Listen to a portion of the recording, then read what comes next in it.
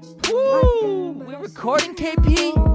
Man, we are recording, guys. We are here. Project Mindset, episode 37. I'm your host, Kevin Sturdivant, aka Coach Kevion. And if this is your first time listening, man, you should go back and listen to the other 37 episodes. But we are in the 7 Equities series right now.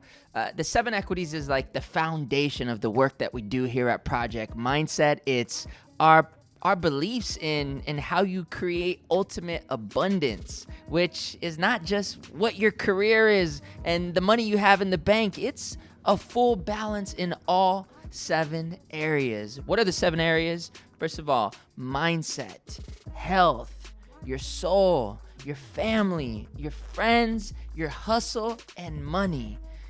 And right now, we are in the family equity. Family. This is the equity right here. This is really that first equity where you start to look outside of yourself. You know, we covered mindset, health, and soul first because I just believe that you've got to be good with yourself. You've got to put that oxygen mask on you first in order to truly be there for the people you love and you care about the most, your family. So it was not hard for me to think about who I really wanted to interview. And just so you guys know, for this equity, there's 2 episodes. First is my dude, the man, the myth, Chef Michael K. The Keshishian family, based out of Glendale, but impacting the world globally. You guys, it's so crazy because once you meet Michael, you'll probably realize that if not him or his father Alex or his mother Mary or his sister Nonee and any of the different businesses that they run together, from their home inspection company to their catering company to their Vertigo event space that they have, this family, the Keshishian legendary family, are truly one of the most dynamic group of individuals I've ever met. I have never seen a business and family dynamic work together the way they do. Whether you also mix business and family, or your actual business feels like a family, I really think that you're going to take away some gems of just how to connect with people on a deep level. Michael's running all kinds of different businesses, and a lot of the people in his business are not his blood family members, but he has created a way where there is this sense of family in every single one of the businesses he runs. So without further ado, let's take some time, meet my good friend, Chef Michael K.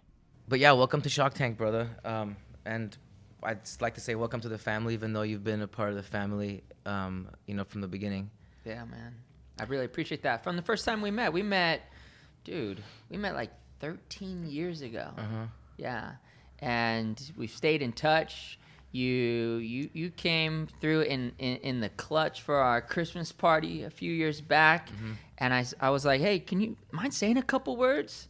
And you dropped this speech where I'm like, okay, well, I guess forever after that, I'm going to have to think a little bit more about what I say to my team, because you really, really set it off. And you've just been an incredible person in my life. And, when I would watch those videos of you and your grandma, it really brought me, I could sense the closeness within family. And so when I thought about this episode, which is about family, you're the first person that came to mind. That's a huge honor, my brother. Yeah. Mm-hmm. Thank you, man. So give me the scope of the whole family biz operation. For sure. So we are immigrants from Armenia. My mom actually has Greek Cypriot descent. But when my folks came here, they met here, they got married, they were in their 20s. And I was the first born in 1983. And for the first, I'd say 10 years, it was just like work, odd jobs, learn the language. Yeah. So, but my dad came with a degree as an engineer.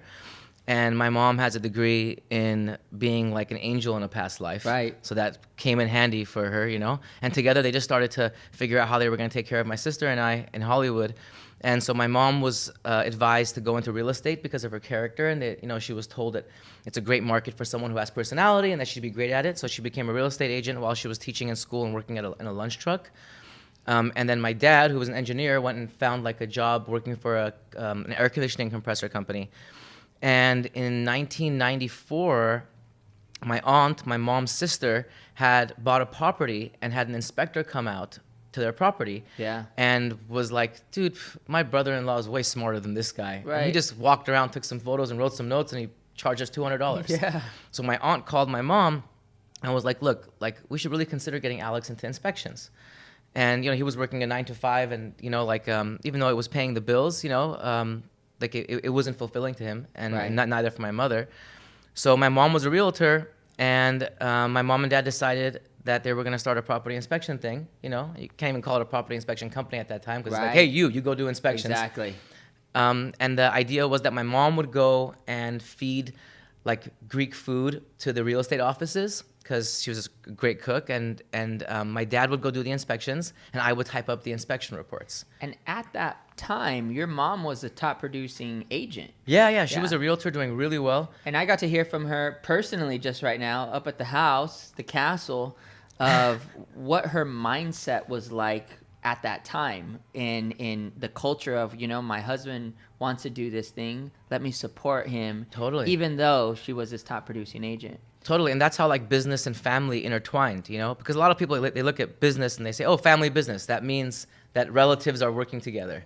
That's the format of it, but through it are so many different beautiful challenges of sacrifice and faith and Yeah. trust, and the idea of a man and a woman. And my mom proved that to us in a way where she was willing to take a pay cut, a status cut, and go from being a realtor to now having to, essentially like beg realtors for business. Right.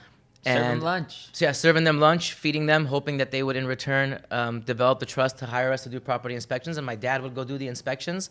He would come back home. I'd already be out of school. And I remember when my mom and dad knocked on my door. I was watching the LA Kings. Like, hey, son, we have an idea. Like, would you be okay with us having you type up property inspection reports for Right. dad? I'm like, sure. How old are you? I was 12. Okay. So my answer was always yes to anything my Yeah. parents said because they were just so good at sandwiching requests.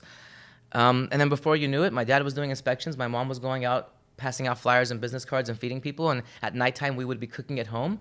So we would all be cooking. I would finish the inspection report. We would celebrate another accomplishment, and then we just kept doing that over and over and over. Yeah. And then before you knew it, we had multiple inspectors. And then over time, we actually became a legitimate property inspection firm. But till today, dad still does inspections. He does like the bigger ones in the hotels and the Yeah. shopping centers now, trains all the inspectors. And my mom still takes food to the real estate offices. I remember my very first deal. It was like at a larger price, right? It was actually 2012, and it was a $2.5 million home, representing my buddy Nick Diamond. And I called you. I'm like, dude, this is an important one. I can't mess around. I need this inspection to be super, super, super on point.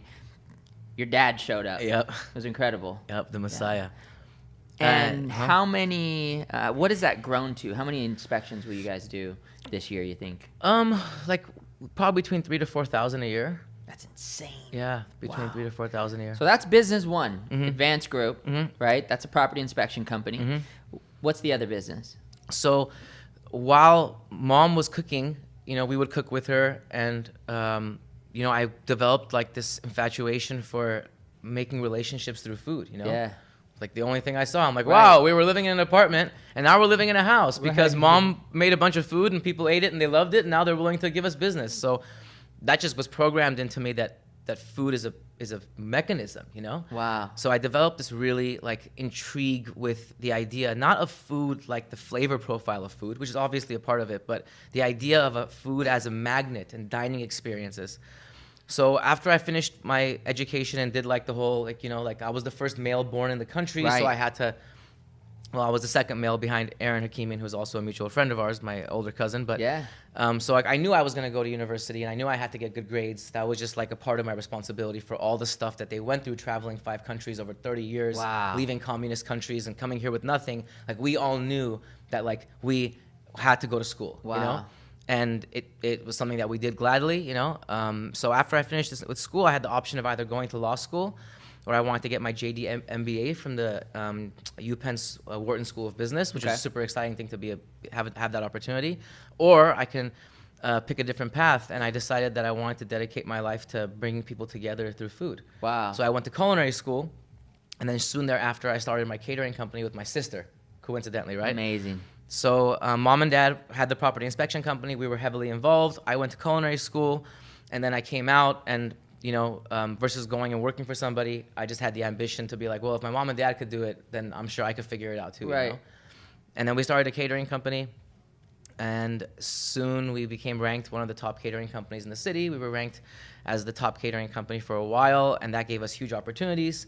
And then before you knew it, you know, we opened up our first restaurant, and then we finally bought our first events facility.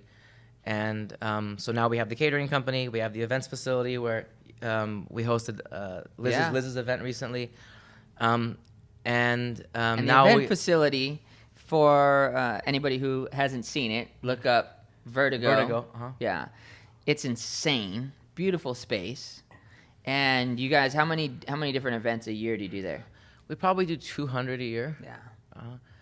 And so Vertigo was a huge opportunity that also involved, like, you know, speaking of family, so the way we were able to do Vertigo wasn't just because we were sitting on a giant load of cash. 5 families came together entrusting my sister and I in being able to reinvent the event venue game in town. Dude, you know, crazy. because like it's a huge project, 20,000 square feet, 5 different spaces. And so like the family vibe extended out into extended family. And now like the 5 of us, like, you know, we're like all a bunch of cousins and aunts, and we operate this business together. So we practiced doing business with blood, and then we extended beyond that with Vertigo.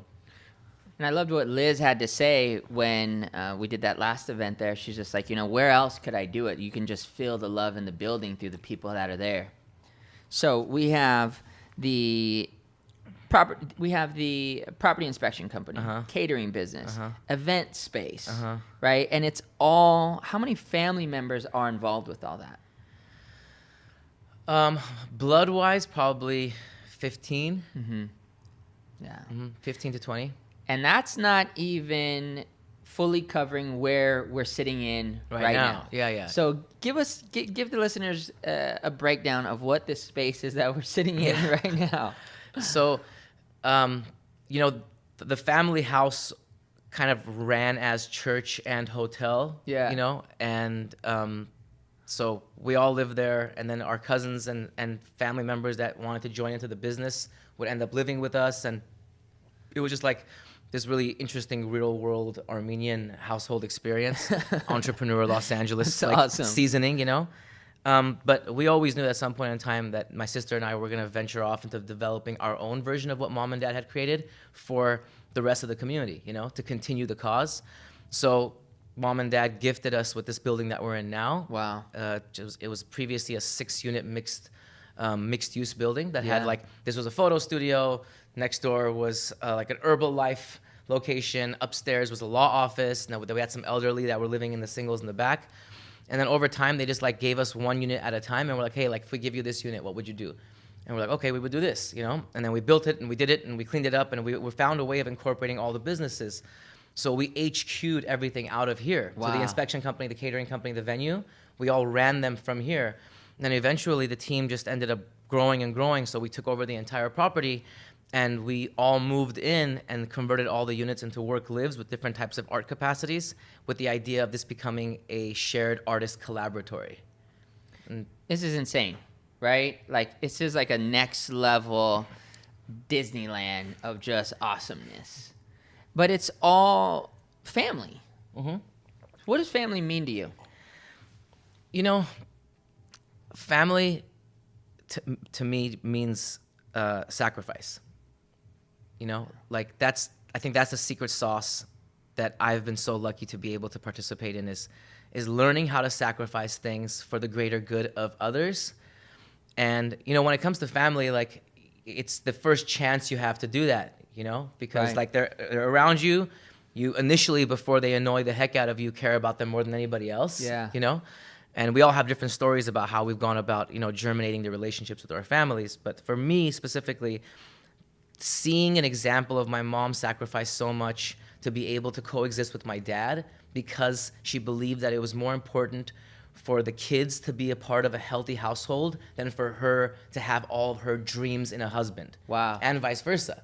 So, you know, it's not like my mom was the dream woman, perfectly shaped and characterized for my dad. She had a lot of great characteristics, but there were certain things about her that if they wanted to put a magnifying glass on, could have easily resulted in them getting into arguments that would result in divorce, for example. Yeah. You know?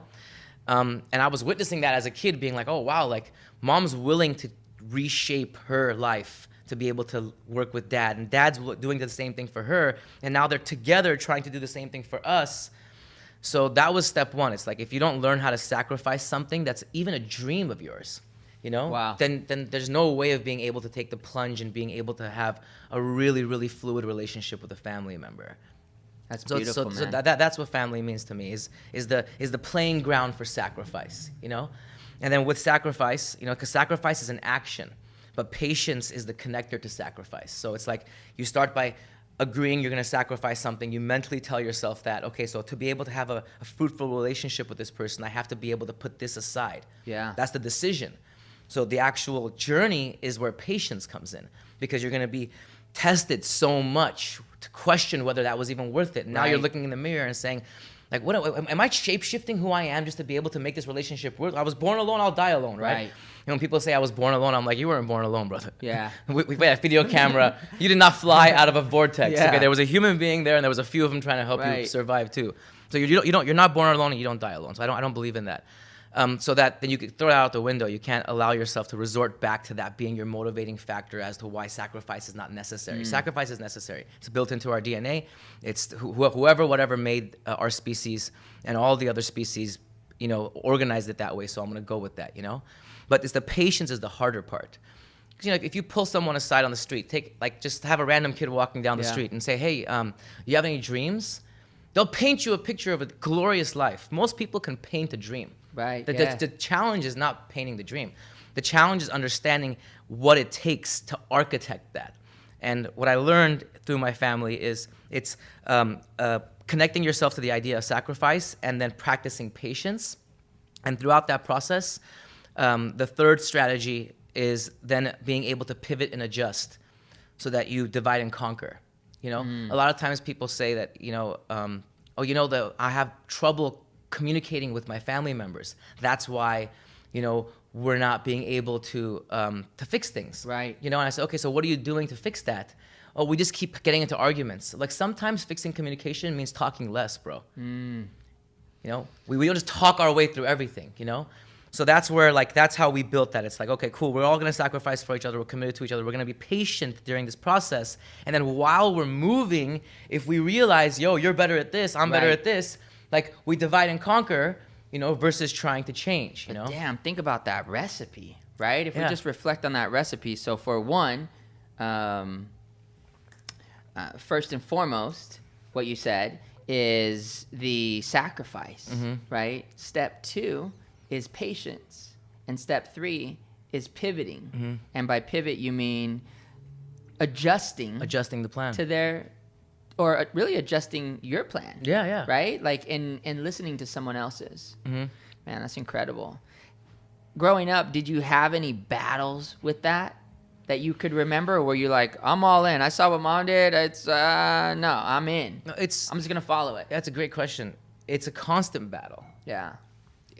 I had that battle this morning. Right. My mom called me and asked me to do something where I was like, yo, mom, I don't think I'm the right person to do this. Right. Maybe we should tell dad. Yeah. And she's like, yeah, but I'm like, yeah, I know you're on the phone with me right now and it's really convenient, but I have these and these reasons why I think I shouldn't be the one doing this. Right. Let's call dad. Oh, she's like, okay, you're right. Then she calls dad and texts me it's taken care of. Heart back, you know? Beautiful, man. So Beautiful. I you know, the bird's eye view of life is what answers all the questions. Yeah. You know, and you just look at it from the top and you're like, okay, cool. There are no intermissions. Sleep doesn't mean you turned off. Right. You know, learning what the role that sleep plays in life and dreams helps you realize that you're always on. We're always in battle. We're always fragile. There's never a point in your life where your body is not susceptible to pain or to disease or like, so like, why would relationships function differently than the human body? You know? So it's like, yeah, did I have battles? Yeah, I have them right now. But I use the same ingredients, the same recipe to fix them. It's like, come from a place of being willing to sacrifice. Walk into a conversation knowing that I might have to give in. Cool, all right, I'm ready to give in. What am I gonna give in? Yeah. Okay, is it a strategic give in? Like, is it because it's better for the master plan? All right, cool. We talk it out, we plan it out, we divide and conquer, and we move forward. And if for whatever reason the plan doesn't work, it's all good. We don't dwell on the past. Where are we at now? And we move forward, you know? This guy's like my favorite person, dude. This dude's my favorite guy right here. Come on. I'll take that, I'm brother. done. I'm not going to ask you any questions. I'm just going to chill here and let you just rap. So, how about some of the principles, and what do you think are some of the core principles that kept the family bond so strong? I mean, I heard those three, and I love that. Mm-hmm. Are there any other principles that you think your you know, Mother Mary, my gosh, and Alex really taught you, or really embraced that they then taught you? You know, I would say yes, and there are many of them, and I haven't spent the time to write them down and turn them into a codex yet. But the idea of manifestation has been one of our core principles. Really? Yeah. So now you're talking my language. So let me show you one example of how we were taught to manifest things. Okay. And then have the actual effects of that work as evidence for us to marry that ideology. Let's go. So my sister and I, raised in the same house, we offer different genitalia to the world. And for that reason, you know, we're similar, but we're different. And then we're different age, and our DNAs are not the exact same, right? So we, even in this loving environment, butted heads a lot. Yeah. So classic kid fights, you know, Right. from the most basic remedial stuff, like a toy or a drink, or I spilled something on her, to Yep. something that's more complex, to like, oh, I want to live in that room, or no, that's my, right? And my mom always took the same exact approach to how she would resolve this. She would allow us to have a conversation together first to see if we can figure out the problem. She would then come and play moderator, hearing both sides of the story. Yeah. She would always find value in each of our arguments. And then she would say, but the best thing about this situation, guys, is that this is going to be an opportunity for us to grow tighter. And I know 100% after this, you guys are going to be better friends. Come on, Mom. And then we were just like, No wonder we just got into a huge fight. I hate her. She hates me. Yeah. And you're trying to explain to me now that we're going to be better friends because of this? Right. And then she would be like, just watch. You two are going to be the best friends on earth. You're not going to be able to separate from each other. You're going to share everything with each other. Yeah. And I'm like, what? And then before you know it, that's exactly what happened. And she would be like, and she wouldn't like be like, oh, I'm not going to bring it up. It just happened. She would Right. say, hey, do you remember when I kept telling you? Well, why do you think you guys are such great friends? Because you think you just have the right personalities? No, Right, it's because yeah. I told you so many times you are that now you have no other choice, and you found a way of making it happen. So that principle of manifestation just became the glue anytime we were in a really big bind, you know? And my mom, you know, dad, G, gangster, like a rock solid man. Perfect, you know, complement to this ideology, and being able to just sit back and trust my mom, Right. even though that's not the way he was raised, Yeah. right? My mom would just keep forcing that down our throat, brother. Wow. And she created that special sauce of like, whatever it is you want in life, you say it's gonna happen. And like people will be like, oh yeah, I do that all the time. I say I want to have this car, and like it happened. Yeah. I said I wanted to be able to leave my job. It can happen in relationships too. If you force it down like someone's throat that we're going to figure this out, Right. no matter what, the human is an amazing species. They're gonna figure it out.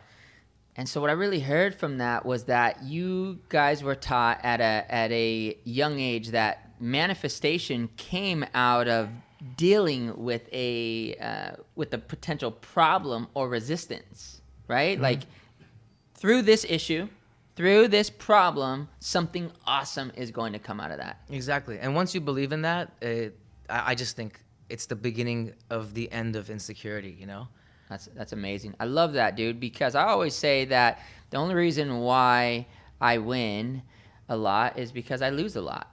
And I feel like losing is learning how to win. Mm-hmm. Like I've learned that the breakdown, the upset, the uppercut is truly, it creates the path to a breakthrough. For I don't sure. like being in it. It hurts sometimes, but I've been through enough to know that something awesome is about to happen. For sure. Every single time. Well, let me ask you something, brother, because I know that we've had a different style of family past, yeah, right? For sure. Like, what are some things about what you learned through your upbringing that you think have now become super weapons in your success? Man, I would say the biggest thing is how I talk to my kids. You know, there was some pretty personality shaping things that I was told as a child that led me down a path of destruction.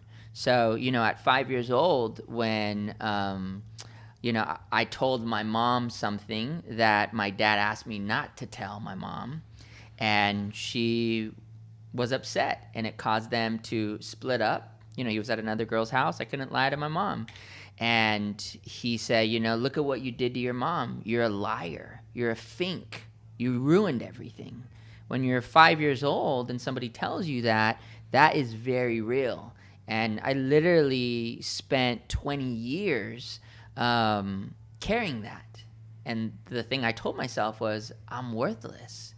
And it took me 20 years, and it took me a lot of work and a lot of therapy and a lot of seminars to catch that aha, that I labeled myself as a 5-year-old, that I'm very, very conscious of the space that I create for my children, and I'm very cautious of the words that I say to them, because I know that the words I speak into them can shape them, and it can also destroy them. And I'm just committed to creating a space of love and unlimited possibility, no matter what they might do. Mm-hmm. Yeah. You know, a lot of people hear my story and they feel like they can't relate, and it becomes challenging to be able to implement some of the ideologies, because it's like when you're listening to somebody and you feel like they've had an opportunity that you haven't. Yeah. Something happens in your brain where you get like this muffling sound, Right. where like the message, while it can make so much sense, just feels like it's not palatable for you, because Sure. you're like, yeah, but I didn't live that way, right? Right. So what interests me a lot about your past is you've had these occurrences where you've been verbally told things that have scarred you and Right. challenged you, right? And so many people think that when that happens, that you can't delete those, right? So like, and I know that you're a believer that you didn't delete them, you know, and we Right. were speaking about this on the way here. Like, how would you advise somebody who has this deep pain from something that's family related to be able to accept it and grow from it without feeling like it has to be removed from their mind? Well, I think it's all about perspective. You know, when you change the way you look at things, the things you look at change. I love When that. my mom and I were left on the side of a freeway by my dad in Albuquerque, that gave my mom and I the opportunity to hold hands and walk through life together. So if my mom and I had to take one for the team and get out of the car and hitchhike and figure out what we're going to do to live, knowing what we gained by that and how tight my mom and I are, would I want to erase that? No, Of course not. absolutely not. When I look at becoming a father at 17 years old, and my son Elijah's mother was 16 years old, I have two types of energies to hang out in. I could hang out in fear, worry, lack, doubt, or I could hang out in faith, love, trust. We have the opportunity to choose the vibe of our movie, For sure. but it's all about perspective. So I would encourage people to take a look at reality versus the story, number one. When something happens to you, when you take a look at just what actually happened versus the story. Because being left on the side of the road could mean I'm worthless, I'm not loved, or it could mean an opportunity to get some exercise, an opportunity to bond, Yes. whether with just my mom or what if I was alone, an opportunity to bond with God. So being very aware of reality and the story.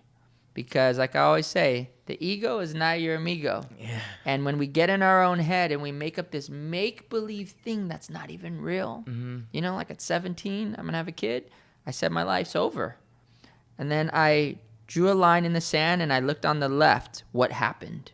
What happened is I got someone pregnant, and I'm going to have a financial responsibility, and I'm going to have a time responsibility. That's it. What's the story? Story is my life's over. I'm never going to have fun ever again. Everybody's going to think I'm a failure.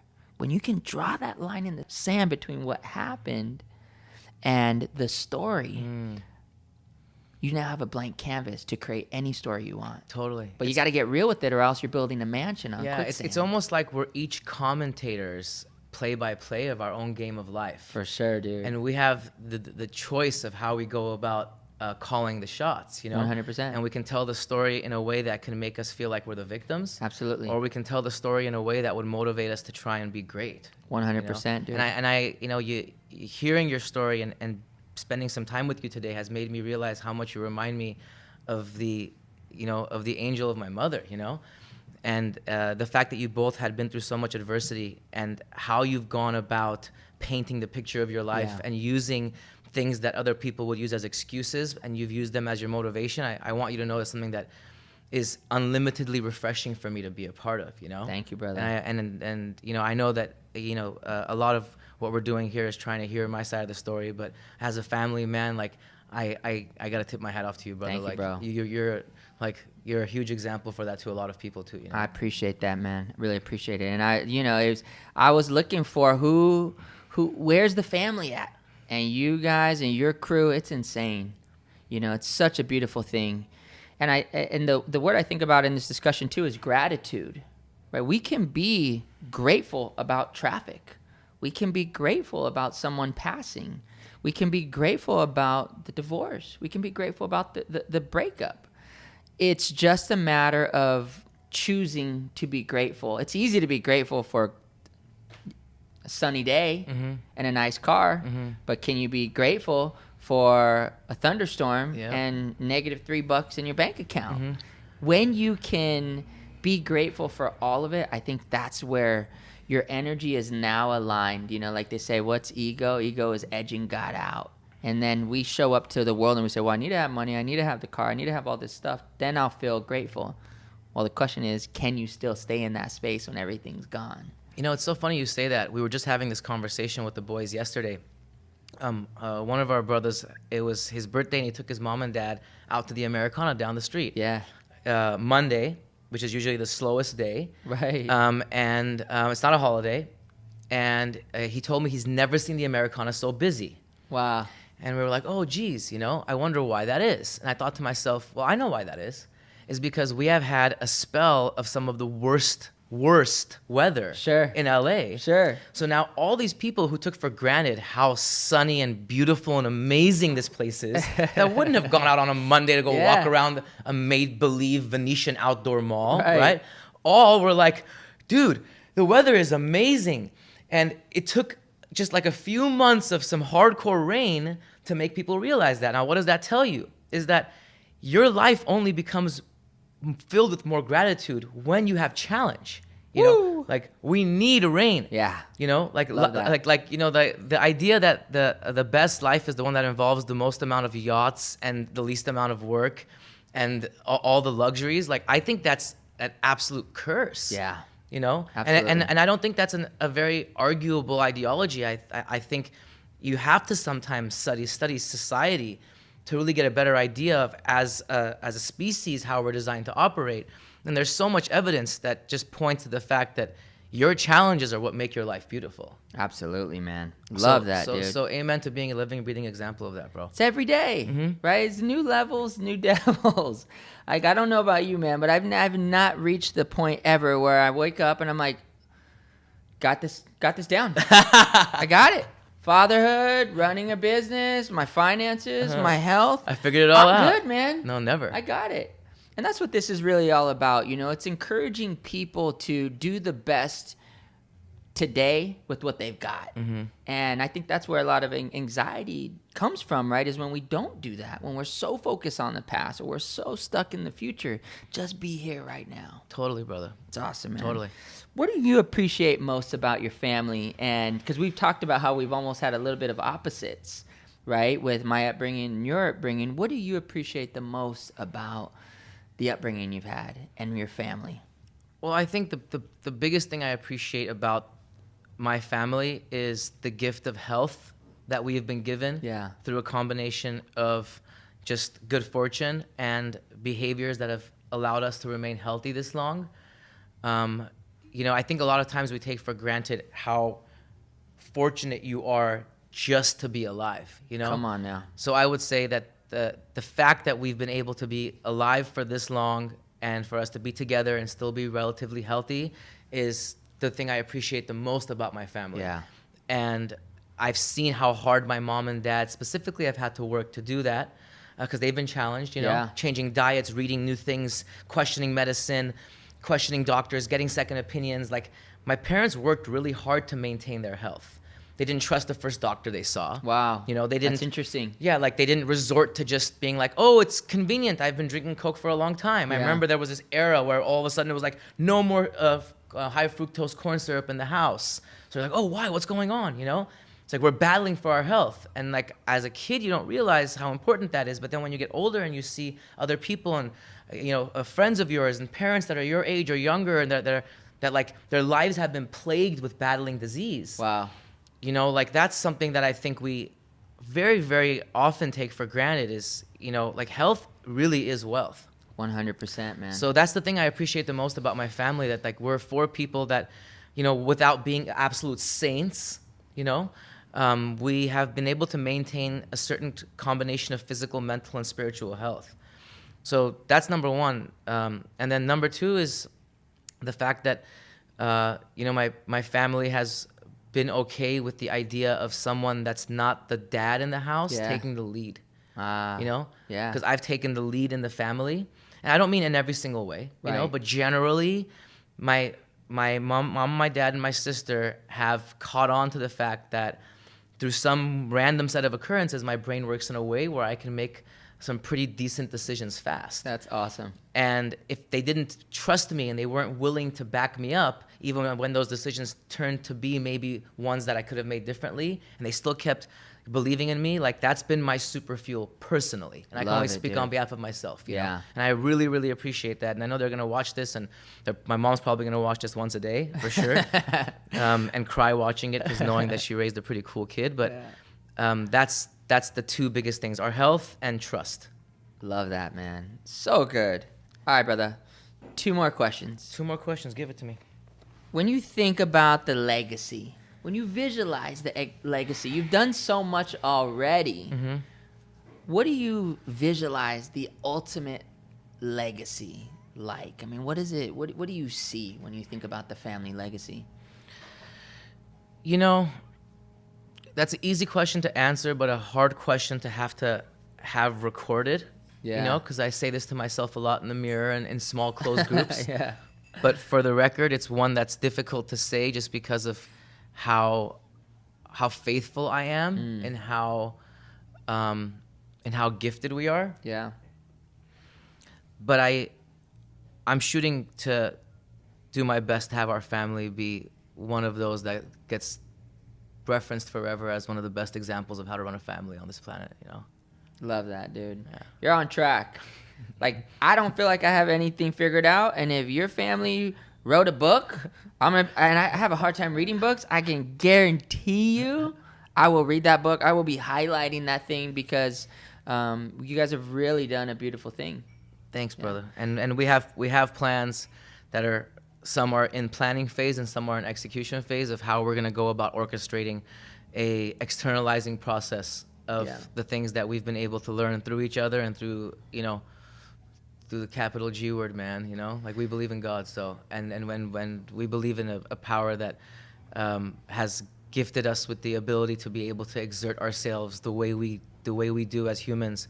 And by no means do we believe that specifically we, like the actual vessel of our bodies housing our spirit, is chosen one. It's the idea that humans have the ability to manifest themselves becoming ones that can be considered chosen. My man, you're a legend, dude. I got to ask you this question too, because it's something that just came up as we're sitting here, and I think our listeners will really appreciate it. You've created this space here, right? The Shock Tank. Mm-hmm. And you have a group of people who are not only working here, but living here, and everybody it's working. Financially, it's working. You have multiple businesses working here.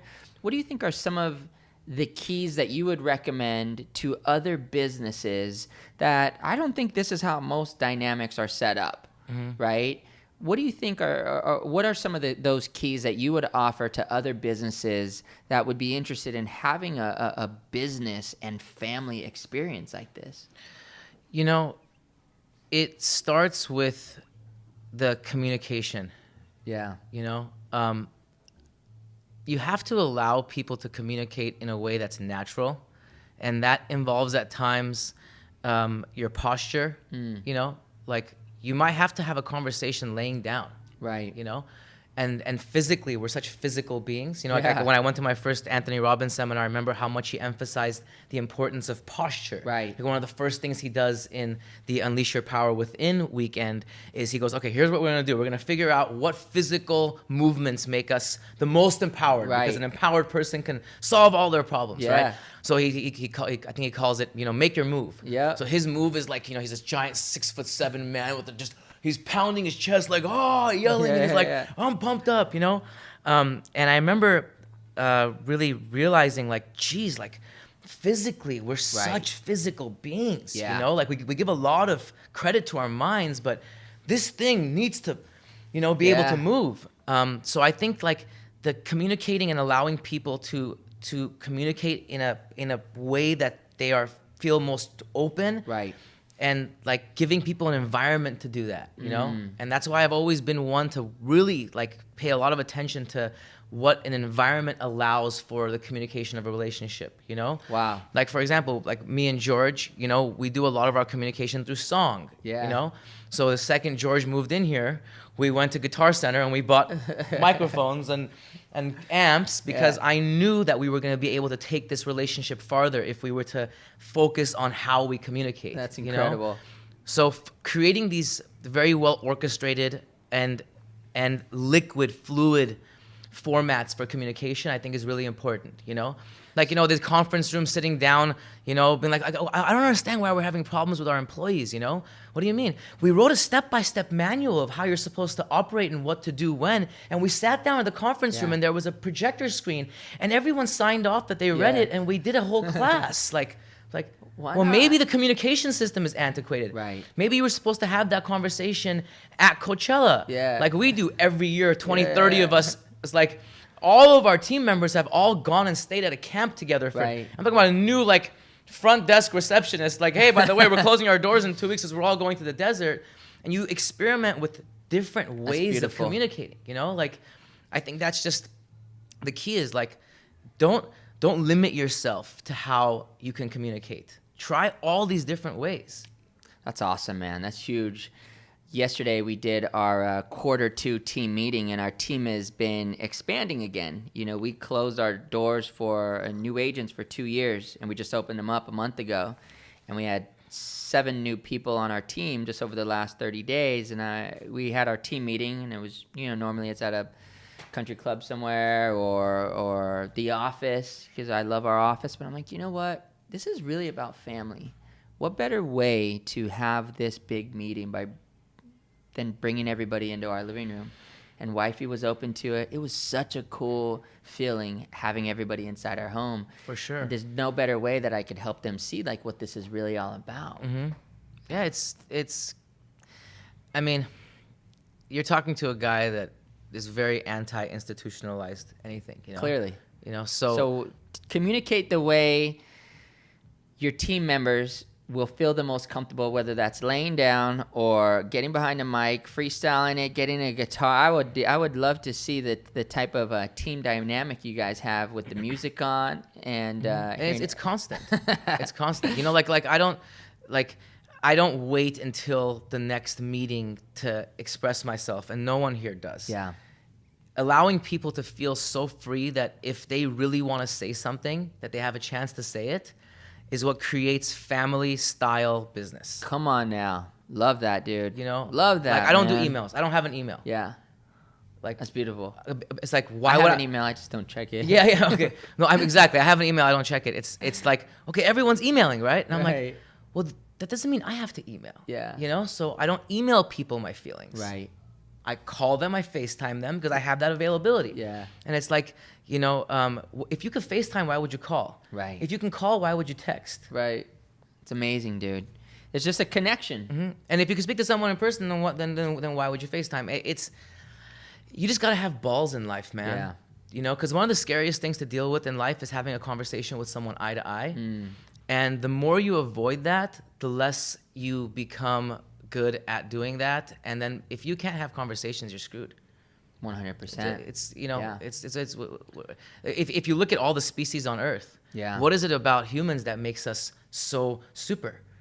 It's not physical. Yeah. It's the ability of us being able to create these multitudes of lexicons of languages, all these different ways of enunciating things. Like, this is what makes us cool. Right. You know? Yeah, I went to, you know, when I saw that your grandma had passed, I felt like I knew her even though I never met her in person. I felt so connected to her through your Insta stories that I dropped everything that I was doing and I drove out from Newport Beach to Glendale in the middle of the workday because I had to be there. And I listened to your speech, your talk that you gave about her, and I only understood 50% of it because you were speaking in the way you would describe what she would say. You spoke it in your language, and I felt every single word of it. Like, I was right there. I was on the edge of my seat, man. I remember how happy I was when I saw you at the in the back of that church, by the way, brother. It was amazing, dude. And probably one of the most impressive gestures and one of the ones that I will always hold so near and dear about our relationship. I had to be there. Family, bro. What are your 3 affirmations about family? Affirmation number 1 is always the appreciation affirmation. Yeah. You know, so thank you for having, you know, the sperm that was in my father's reproductive organs be the one that decided to make it into my mother. And then, like, that's number 1, you being know. a great swimmer. And yeah, exactly. And I have a pretty interesting poem I've written about that, but that's for a different podcast. Always first is the idea that life is not a guarantee, and the fact that you're rewarded with life, which is a miracle in itself. You know, when you look at it statistically, the idea of birth as a human is so rare when it comes to, like, cosmically, that it's a miracle worth celebrating. And then you're not only a human, but you're born in a place where you can actually experience things that can make you a fruitful human. Come on now. So number 1, I'm just thankful for the fact that, you know, I have my family and that I was born, and that's number 1. Number 2 is reminding myself that I have everything it takes to be able to make my family's lives better. Beautiful. Love that. You know, and then believing that. Yeah. Believing that you as a person have the ability to be able to make the lives of your family members better. Damn, you that's know? awesome. And having that be a fuel to your fire. And then finally, remembering that when it's all said and done, that all that will be left are stories of how you thought, how you spoke, and how you walked. So to always appreciate the fact that you are being watched. Yeah. And if you weren't, you'd be in trouble.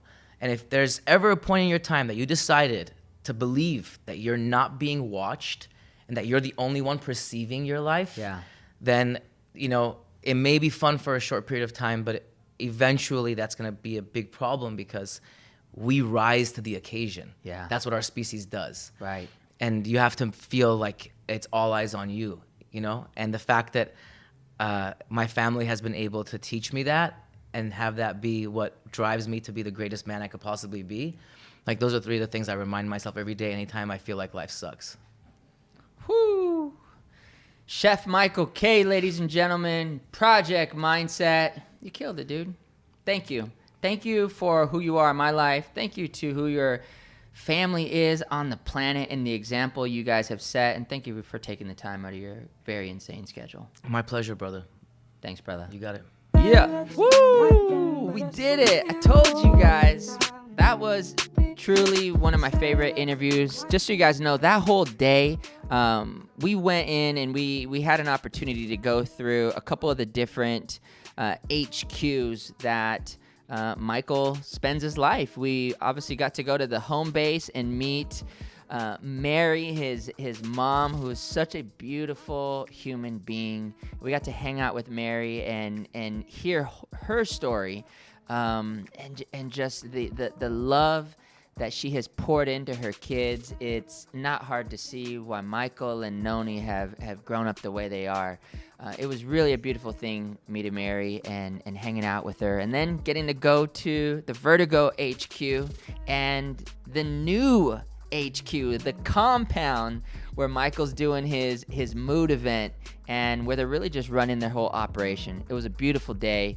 As always, I'd like you guys to think about, what are your family affirmations?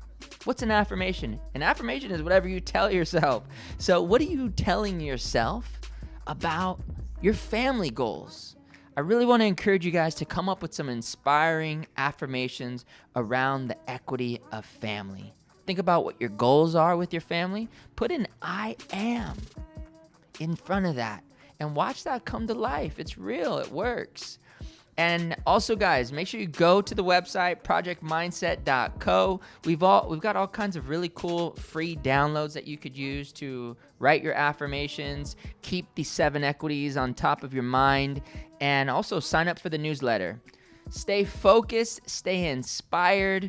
I can't wait for you guys to hear the next episode where we do the 2nd edition of the Family Equity with Pastor Joe Fernandez. You guys are going to love that. Stay focused, stay inspired. I'll talk to you guys soon.